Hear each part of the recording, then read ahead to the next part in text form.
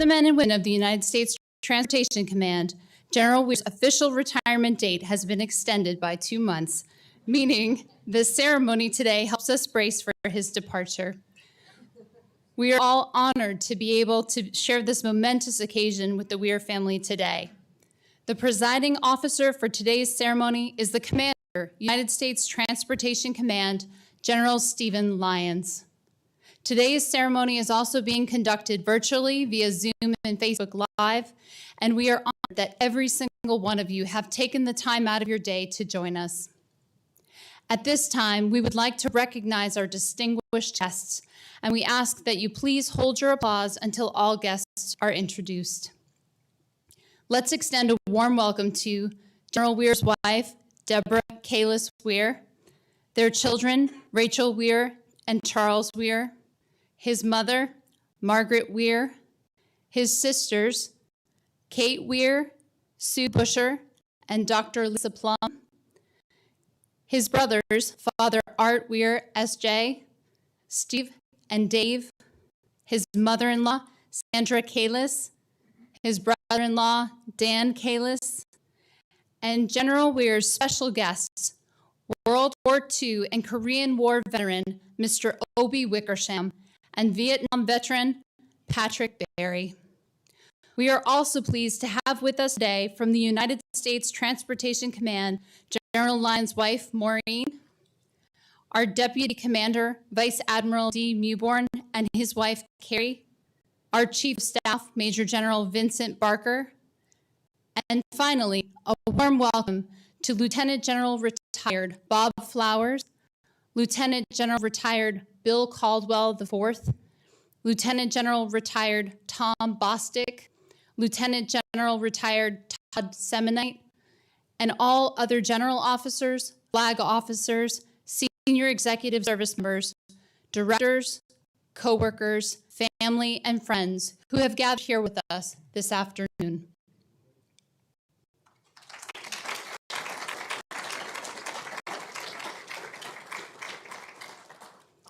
Ladies and gentlemen, please stand for the arrival of the official party, the playing of ruffles and flourishes that General Lyons has deferred to General Wehr, presenting of the colors, singing of the national anthem by 4-digit chord, and the invocation by Chaplain Sedgwick.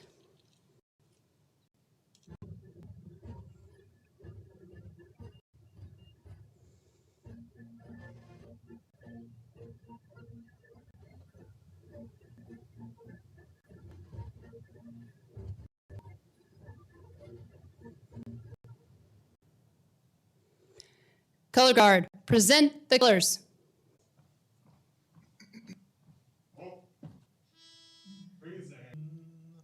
Oh, say, can you see? And Charles. Your servant Michael is a third-generation soldier. His late father Arthur and mother Margaret spoke into his heart those 3 hallowed words of duty, honor, and country that inspired your servant Michael to dedicate his life to be a guardian of freedom and the American way of life. These family members, along with his siblings, Kate, Sue, Lisa, Stephen, David, and Arthur, have served as your instruments of grace to encourage and nurture Mike as he's devoted his life to them and to our nation. We also know, Lord God, that you have placed many military leaders along Mike's path during his many years of service to shape his development and performance as an exemplary U.S. Army general officer. During his first assignment at Fort Bragg, North Carolina, as senior first lieutenant, Mike joined his fellow paratroopers running along the famous Ardennes Street. As your servant Michael sang the cadence spanning generations of 82nd Airborne paratroopers, he breathed into his nostrils the breath of life provided by those World War II warriors from Charlie Company of the 307th Engineer Battalion, who gave their last full measure of devotion during Operation Market Garden in World War II. Those morning runs along Ardennes provided Michael with an epiphany that as a member of the 82nd Airborne Division, he had a sacred obligation to contribute to its legacy. Michael has also been blessed by mentors like Obi Wickersham and Patty Berry, 2 legends of the 82nd Airborne Division. You also placed influential, game-changing mentors along Michael's path, including General Officers Carl Strock, Bob Creer, Mark Lenter, Bill Caldwell, and our very own Stephen Lyons. Heavenly Father, you Patty also took a leading role as the chairman of the 505th Golden Brigade, the only brigade of the 82nd Airborne Division to fight in Vietnam, and spearheaded the 2018 50th anniversary of the brigade's deployment to Vietnam. He stood up for Vietnam veterans in a meaningful and powerful way. He made sure that all 227 All-American paratroopers that died in Vietnam are never forgotten. Patty. It's bittersweet. There's a tremendous sense of accomplishment. Knowing that you have successfully completed the race, you've left a long-standing legacy, and you set the next generation up for success. No question about that. But there's also what I would describe as a sense of loss, which comes from leaving a profession that has filled their days with passion, with love for our country, for our Army, and for our soldiers. And so all the guests that are in the room and out there virtually, thank you for taking the time to be part of this event. Mike and Deb, I can't thank you enough for allowing Maureen and I to be part of this ceremony today. It's a real honor for us. To Obie Wickersham up there in the virtual land, who you heard a little bit about.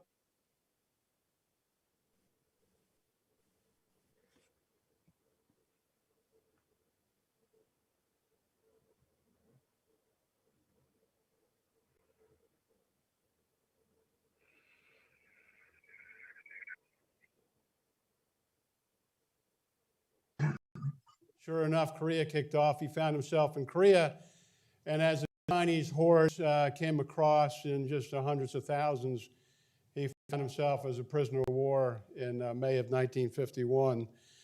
Obie, just again, thank you. Just around. Thank you. Also for Patty Barry, also a member of Charlie 307th, as you heard, such an incredible legacy, Vietnam veteran, just incredible service and continues to lead today. To General Bill Caldwell, retired now, a mentor of both Mike and I from the early days in the 82nd Airborne Division. Your iconic leadership has just really shaped both of us in such incredible ways, and we're grateful for all that you have done for us and what you continue to do for the nation. For the Chiefs of Engineer, it's almost like a graybeard or senior state conference. I think we got Semonite, Bostic, Flowers, and maybe a couple more, I don't know, but it's great. It just speaks volumes, Mike, of your impact on the United States Army and the Engineer Corps and all that you represent. And so I appreciate that very much. To our great deputy, Vice Admiral Meeborn, his lovely wife, Carrie, is fresh back from Boca Rica, spending 3 hours yesterday with Elon Musk designing a space flight for TRANSCOM, so we appreciate that. He's got great stories to tell, but we don't have time to get to that today. But thank you, everybody, for being here and for attending the ceremony. And of all the special guests that I mentioned that were so instrumental to Mike's success, none have been more so than his family. So Rachel, Chuck, Deb, just thank you for all that you've done. If you don't know, Rachel and Chuck are both Harvard graduates. I only met them about 30 minutes ago. I feel like I've known them all my life from the way your mom and dad talk about you. They're so incredibly proud of you. And this entire family has served with distinction. So Deb has been fundamental to Mike's success since they met in Santa Clara University. In addition to her own distinguished accomplishment, Deb has supported Mike through all 36 years and raised Chuck and Rachel, being an incredible military spouse. She's generous, she's creative, she's kind. For those of you in the audience that are the recipients of just hundreds of individual ornaments that she makes every season, to give out is just a small token of her kindness and to what you represent. And just thanks so much for all you do and all you have done for our great Army, for our joint force, and for the countless Army families out there that have felt the support of you over the many years. There is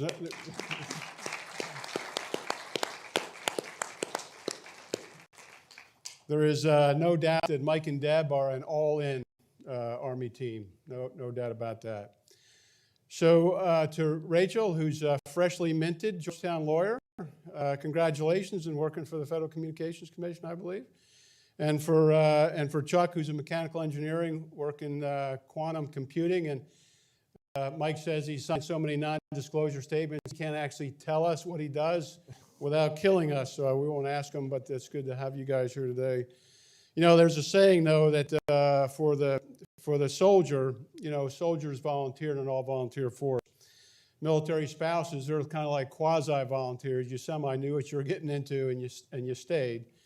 But for our children, they're kind of in an involuntary status, cast into a culture they did not choose, and exposed to frequent moves with new schools, activities, and friends.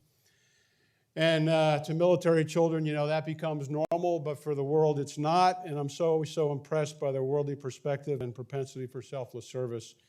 So to Rachel and Chuck, thank you. I know how proud your parents are of both of you, and just a round of applause for our great military children.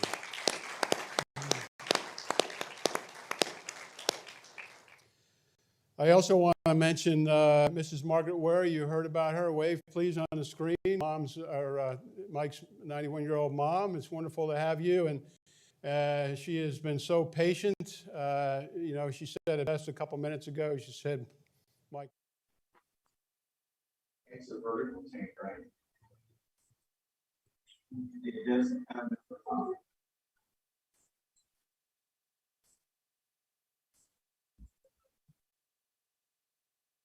okay, and you have 375. Yeah. Okay. It's a wonderful day for all of us. We're so proud of you, Mike.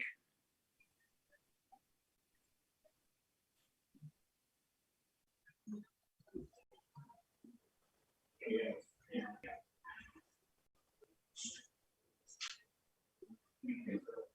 Those are. And to appreciate the importance of this event, we should go back to the events that led to the start of that career. And for Mike, that means starting exactly with his parents. Margaret and Arthur exemplified a strong work ethic and faith, which was instrumental to the successful upbringing of 7 children. If you didn't know, Mike was born into the Army. That's a true story. He was born in Okinawa. The family has a strong military legacy, which Mike has truly represented with honor. You heard earlier that his grandfather, Arthur John Wehr Sr., a World War I and World War II veteran, and then his dad, Arthur John Wehr Jr., a Korean and Vietnam War veteran. And so to carry on this legacy, in 1985, then Second Lieutenant Wehr, Mike Wehr, branched engineer, swore an oath to the Constitution of the United States of America and joined the storied history of the United States Army, a team of warrior professionals that have contributed and sacrificed so much to preserve this unique American experiment in democracy. Ladies and gentlemen, there's no mystery behind the continued success of that experiment. It is because brave men and women, just like Mike Wehr, have stepped forward and answered the call to serve, some longer than most. In 1985, the Army assessed roughly 6,000 to 8,000 officers, and less than 0.5% would rise to the rank of general officer. Mike would be the first to tell you he never imagined making it to the top. General Wehr joined the twilight of the Cold War. He served combat tours during Desert Shield and Desert Storm in Kuwait, in Iraq, and Saudi Arabia, and later again in Iraq, and then twice in Afghanistan. He has commanded at every level. By his resume, 10 years in command, to include the storied 307th Engineer Battalion. So the 307th Engineer Battalion is one of our most storied units in the United States Army. That's why there's a monument at Fort Bragg with the 82nd. If you look at their long lineage that dates back to World War I, every streamer, every combat operation that this great nation has encountered, almost every streamer is on that guidon. So a very great tradition. He is very highly respected in the United States Army and the Engineer Corps. We met at Fort Bragg when he was the 307th commander and I was a brigade commander. And I won't tell the story about how you dismantled my brigade. This is full circle. Forward. If I could only use 2 words, there are many, but if I could only use 2 words to describe Mike, it would be attitude and gratitude. Many of you remember General Dave Perkins. He used to use a quote from Chuck Swindoll and his command philosophy, and it went something like, life is 10% what happens to you and 90% how we react. Regardless of the task of difficulty that I gave to the J54 and to Mike as the lead, and I can think of 3 very deliberate combatant command reviews to the Secretary of Defense himself, a complete sea lift review, 2 strategy documents, anything that's hard in the headquarters that doesn't fit easily in somebody else's portfolio, well, it goes to Mikey. Regardless, Mike was always the optimist, remaining positive and hopeful. And he never missed an opportunity to thank others, giving away all the credit. It's amazing how much good can occur when you don't care who gets the credit. And that's the type of organization that he leads. Mike, you have risen to the top of this military profession. You have earned the respect of Americans far and wide. Your positive impact will be felt for many years to come. Your lifetime of dedication, leadership, and service is inspiration to all of us. So Mike and Deb, today is the close of one chapter of your life story, a chapter filled with challenges and successes, separations and reunions, the sounds of reveille and retreat. And tomorrow, the start of a new chapter. One out west, closer to family. You both have given so much of your life to the Army for the defense of this nation. And on behalf of the Army, I am honored to stand here to thank you for your service. Most in this audience know that every soldier commits himself to the soldier's creed. It's a standard by which all United States Army soldiers are expected to live.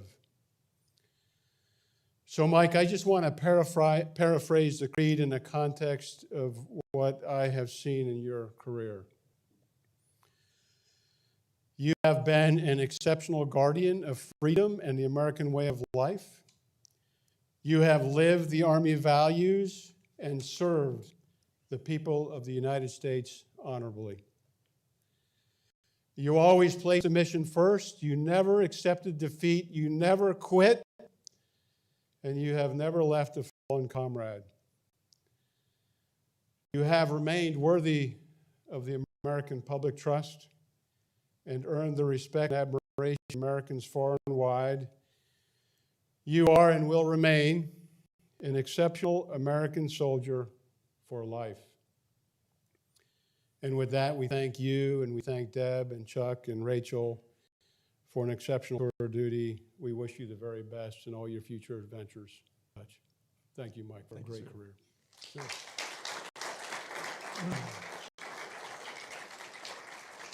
Conferences.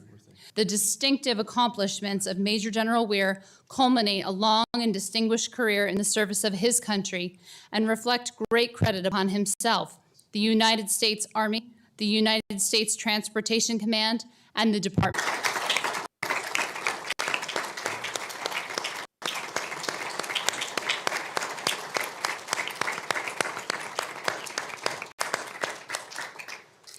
Please remain standing for the publishing of the retirement order. Every successful military member knows and understands the value of the contributions of his or her family to the member's career, especially the efforts of the spouse. General Lyons will now present Deborah with a certificate of appreciation. To all who see it, know that General Wehr will have met all challenges set before him, and he has served our country with pride, honor, and dignity.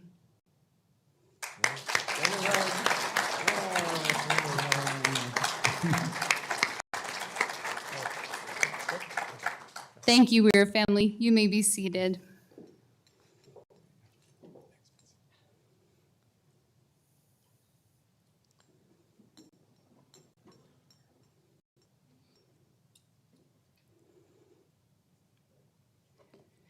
It is fitting that those who defend this country be honored with the flag of the nation.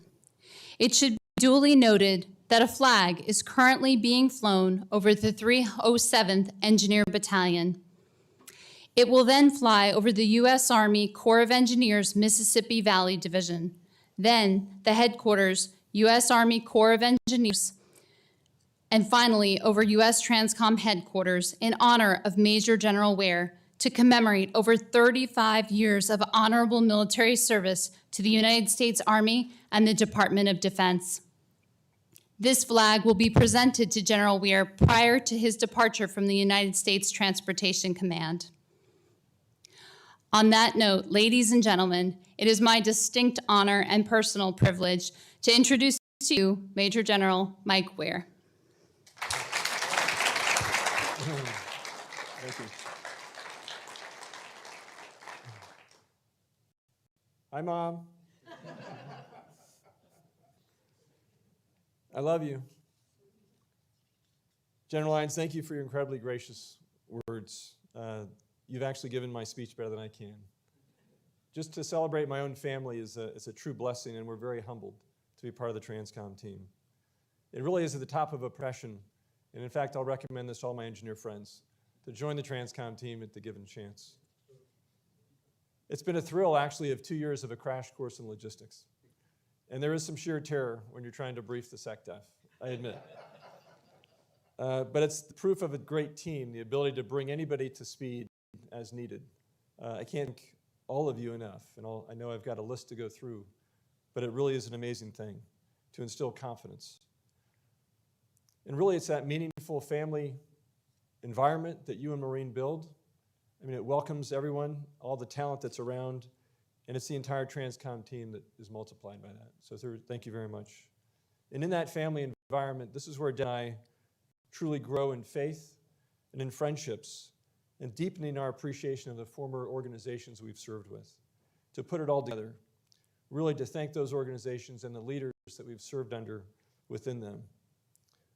It has been 36 years on a short 11 days. Chaplain, I know you docked me 2 years, but I'll come back. I got extra work. But the bottom line up front, I do want to thank everybody, really from the bottom of our hearts. You've carried us upon your shoulders, and we've enjoyed it tremendously. What I would offer is that I think we all have a connection within this great nation, whether it be engineering, our troops, and of course the TRANSCOM mission. These are all interrelated. And as I mentioned, we're joined by two incredibly valuable veterans that have truly served in an amazing history. And Obi Wickersham with World War II in Korea, and Patty, I could not be more thrilled to have you as part of this ceremony. I cannot think of anything else to do except dedicate what I've enjoyed over 36 or 35 years to both of you. I want to single out your unwavering.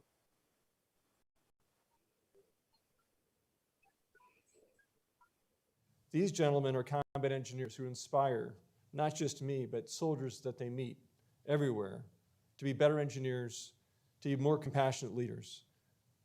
Before I do get carried away, though, I am in awe of the ability to have money in this build on the second page of the program. And as you've heard, I'm number 6 of 7 kids. There's a certain strategy with that. You can literally watch and figure out what not to do. And then you can take opportunities as well. But they provided tremendous coaching, mentoring, top cover, you name it, all under my parents.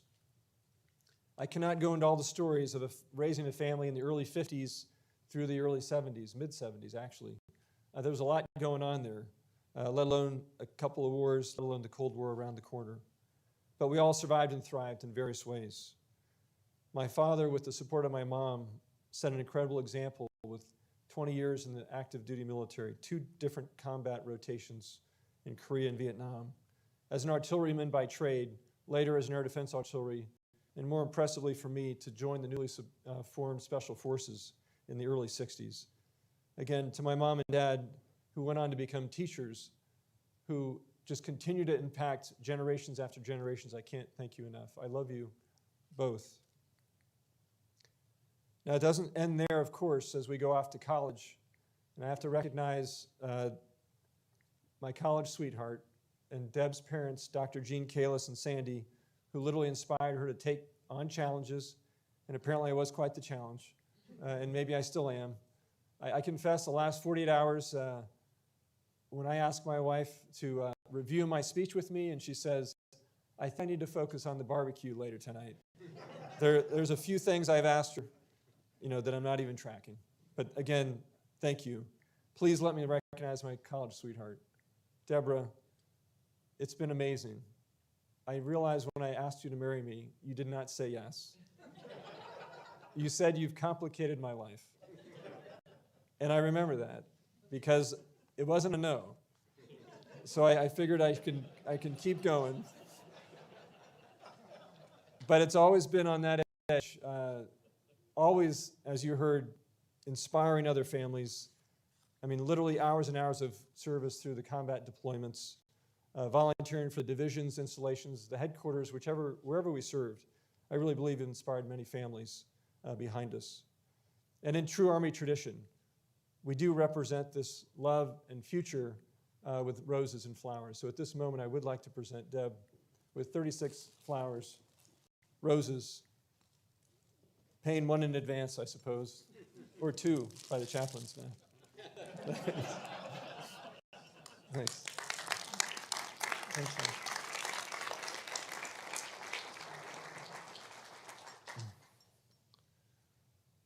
So, of course, being very happily married literally results in another family. And I can't thank our kids enough. They were highlighted. I mean, launching, from a small school in Cambridge to do amazing things. It's just incredible. As a lawyer, with the Federal Communication Commission, I did get it fact-checked when I did my speech, but she would not give me the legal review I was asking. But we can't be more proud, Rachel. It's so exciting. And Jake, to be here with you, it's just awesome. I know I wasn't supposed to mention Jake, but he is the boyfriend. But you volunteered to come. I appreciate that. It's really awesome. And they put up with a lot. They've actually played musical instruments on stage for some of these ceremonies. And Chuck, at least when you said, I'm not sure if I'm going to be a mechanical engineer, I might go mythology, I was a little nervous. But the reality is, I just couldn't be more excited. As a mechanical engineer, working on, literally quantum computing, and I know exactly what that's going to do for this nation and the globe, especially working in a very strategic environment. So I'm excited, and I realize you can't tell me everything you do, but I am so honored. I cannot wait to see what happens in your career path. It's going to be exciting. But if I could just offer a round of applause for both my kids.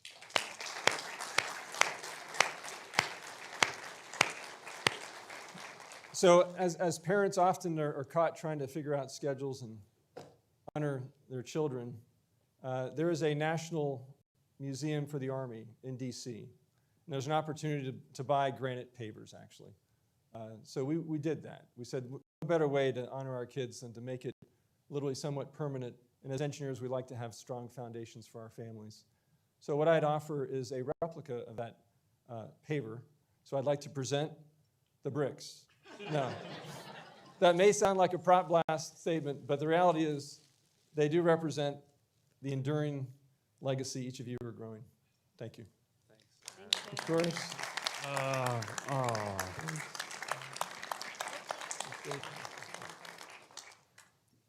So I didn't tell you what's on the brick, the paver, the granite paver. Highlight that I'm committed to be a lifelong member and, in fact, an advocate and champion of the following 4 organizations as an example, and the leaders that literally have led during our tenure.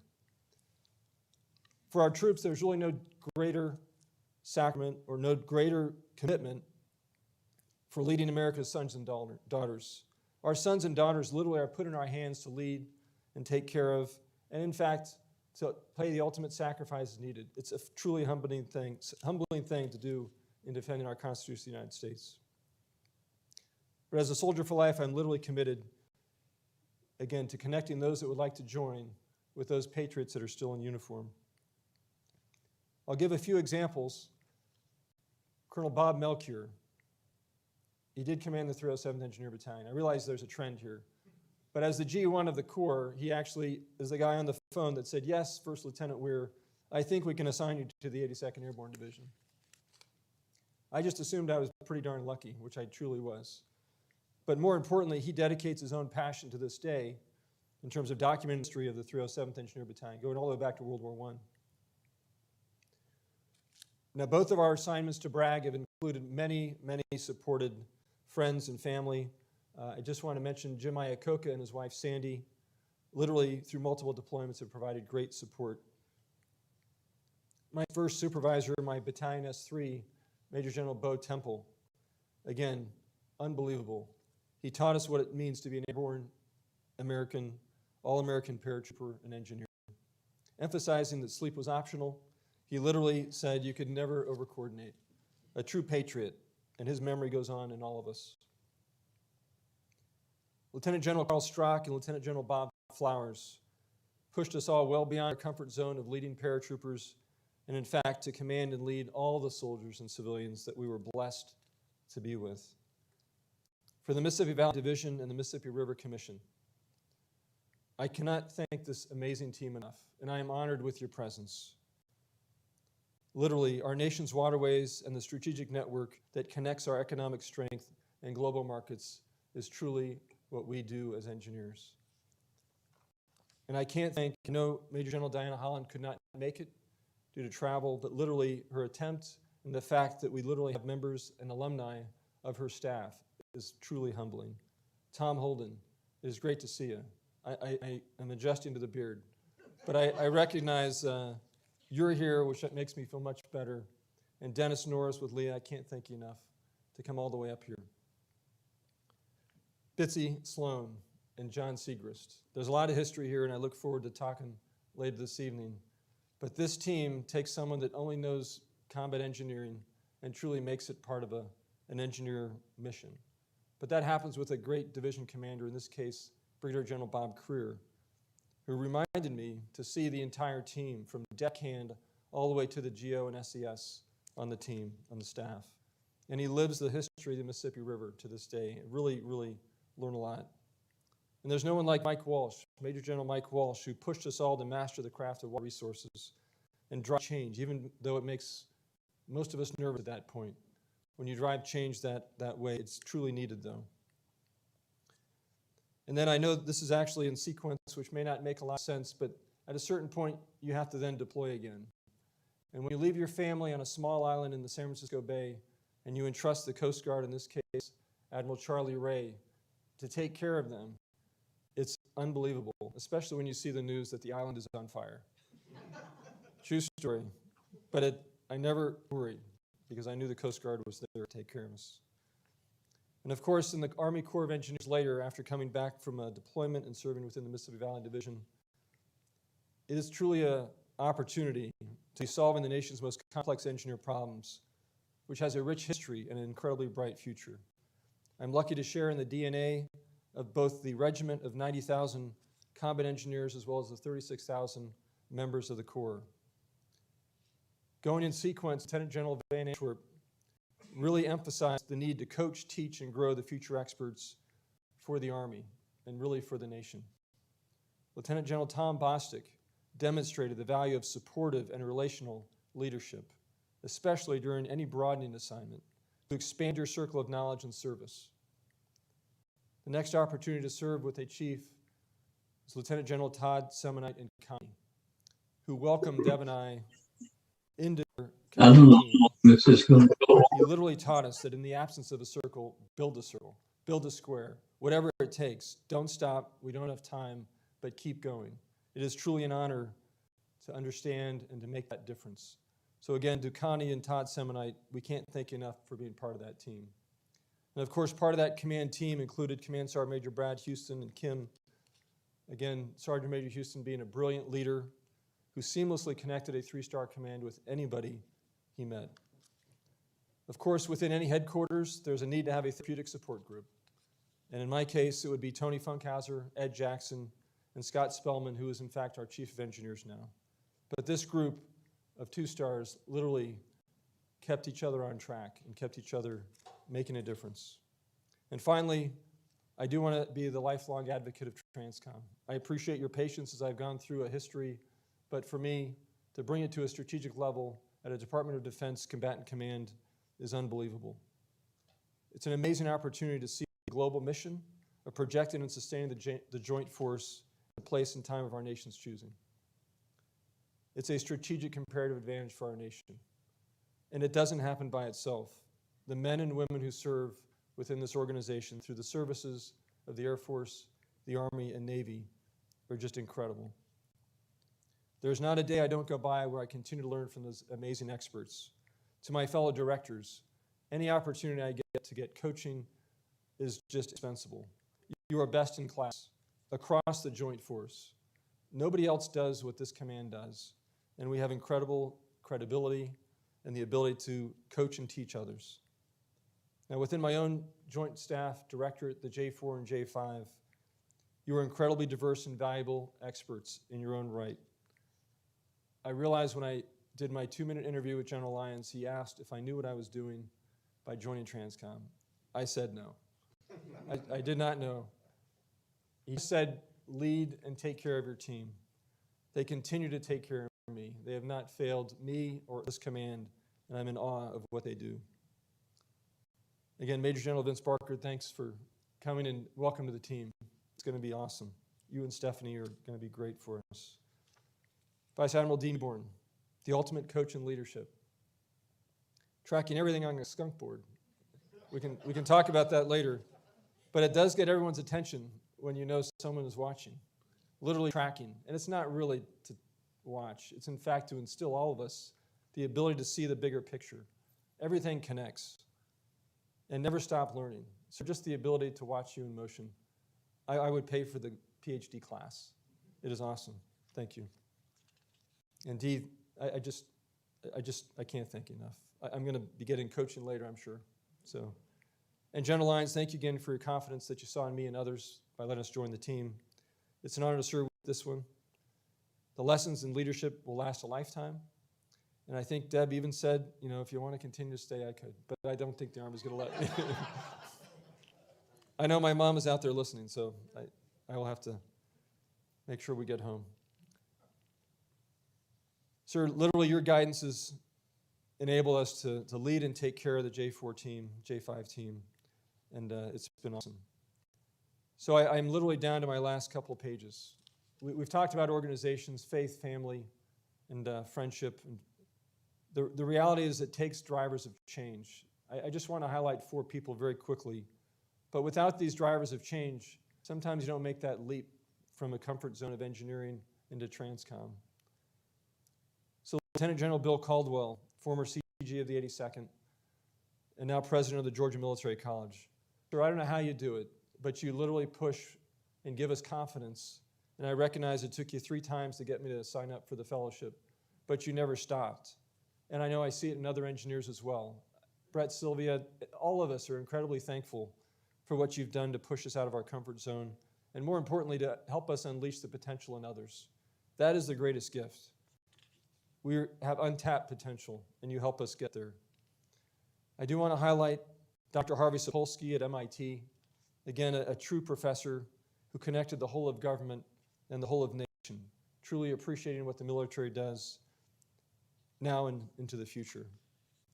There's Major General Mark Yenter, the best coach on how to be a general officer I've ever had. I will continue to read the pages of notes that I took, and the hours from our dialogue is just a gold mine. And finally, if you're guessing where all this is heading, we're back to Obi Wickersham. So Obi, I just can't thank you enough. When I transitioned from troop units to the Corps of Engineers, and you recognized that this Corps of Engineers was in your backyard at the confluence of the Yuba City, Yuba River, and the Feather River, and the only question you had for me was, when are we going to fix the levees? I realized my mission was not done. So as an engineer, I certainly recognize that I'm committed to whoever has crossed a river while getting shot at should certainly not drown from a flood. We just got to make sure. So Obi, I'm with you. I'll be out there soon. Well, they're working on the levees right now. I'm waiting for you, buddy. Roger. So anytime you can make that connection, you realize it's amazing. And I really can't thank you all enough. and humbled gratitude. Thank you.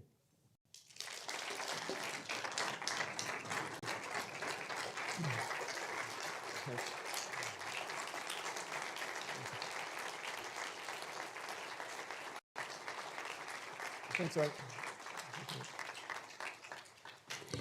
Thank you, General Wehr. Ladies and gentlemen, please remain standing for the benediction and the singing of the engineer song and the Army song. I invite you to refer to the back of your program for the lyrics to the songs. General Wehr's brother, representing his entire family of 9, has traveled all the way to Illinois to not only see his brother retire, but also to provide the benediction today. Father Art.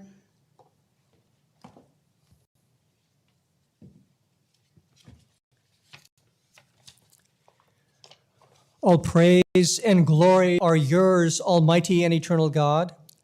You created this earth and all it contains, and placed creation within our care, so that by the work of human hands, we might share in your creative power and build up the human family. We thank you for the countless blessings you have lavished upon your son, Michael, and for the many ways in which he has wisely, courageously, and generously used those blessings throughout his long and distinguished military career to become himself a blessing to his family, to his fellow servicemen and women, to his civilian fellow workers, and to our country. It is especially appropriate at this ceremony, as has been very eloquently done, to give thanks for the ways Michael's father, Lieutenant Colonel Arthur J. Wehr, Jr., modeled for him the values of faith in God, commitment to family, and sacrificial service to our country. As a family, as we moved from place to place, as we went for a year without seeing our father while he was serving in Vietnam, as we witnessed his wholehearted dedication to the assignments he was given, God's providence was preparing Michael for the way he would eventually make our father's values an example of sacrificial service to our country his own. As Michael grew up in a military family for the first part of his life, Michael was blessed, as were all his siblings, to enjoy the constant, loving support and incredible care of our mother, Margaret, who was there for us and sustained us in all circumstances. She has given us all an example of heroic courage, self-sacrifice, and unconditional love that has always inspired and guided us in everything that we have done. Michael's Jesuit education at Jesuit High School in Carmichael, California, and at Santa Clara University instilled in him a passion for excellence, a lifelong commitment to the greater good, and a lived desire to strive always to be a person at the service of others in promoting the welfare of the community. We thank you, gracious God, for the bonds of trust, loyalty, friendship, and cooperation Michael has forged throughout his almost 36 years of distinguished military service, at home and abroad, in times of peace and in times of war. They will continue to bear fruit for the common good in ways that ultimately only you know. As has been wonderfully done, we give thanks to God for Michael's many years of service, and we recognize that with his accomplishments and his distinguished service, we owe, as has been given, special thanks and unique thanks to his wife, Deborah, who has supported and sustained Michael throughout his military career in every possible way, in a truly heroic way, helping make possible all that Michael has accomplished. And has been wonderfully recognized, we also give tremendous thanks to Rachel and Chuck for their sacrifices and their unconditional loving support of their father. It has always been an inspiration to all the family members. We thank you, Lord, for all those whom Michael has worked with over the years, both military and civilian. We thank you for his mentors who have helped Michael become the exemplary leader at the service of others that he is. We thank you for those that Michael has had the privilege of mentoring as well, and in doing so, passing on the gift of servant leadership. Having blessed Michael so abundantly during his many years of distinguished military service, we ask you, gracious God, to continue to bless him, to bless Deb, to bless Rachel and Chuck in the years ahead. May they have abundant opportunities to celebrate their family life together. May you help Michael to discern how you are calling him now to use his considerable talents, experience, and leadership abilities in the service of the greater good. May you bless with success his future plans and endeavors.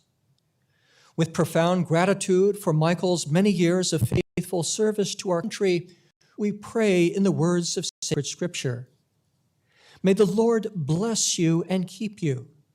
May the Lord let his face shine upon you and be gracious to you.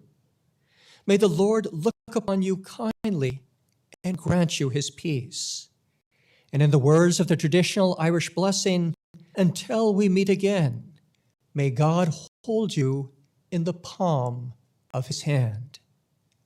Amen.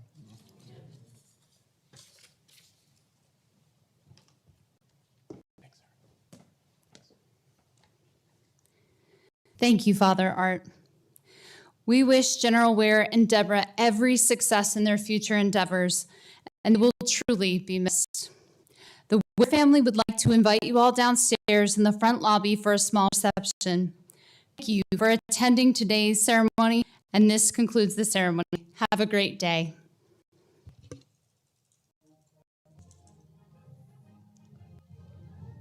In the castle on my collar, done my training for the team. You can call me an engineer soldier. My warrior spirit has been my dream.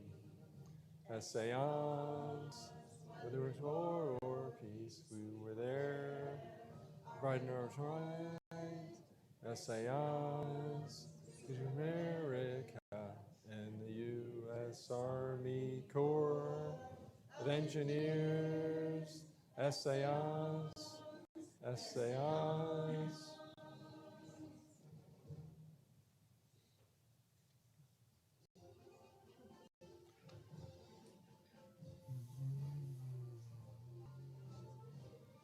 March along to the song, we're the army of the free.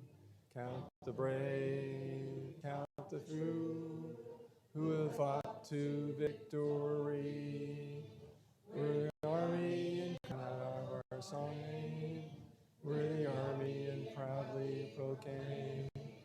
First to fight for the right and to build the nation's might. And the army goes rolling along. Proud of all we have done, fighting till the battle won. And the army goes rolling along. And it's high, high, hey, the army's on its way. Count off the cadence loud and strong. Wherever we go, you will always know that the army goes rolling along. Ooh. Sure.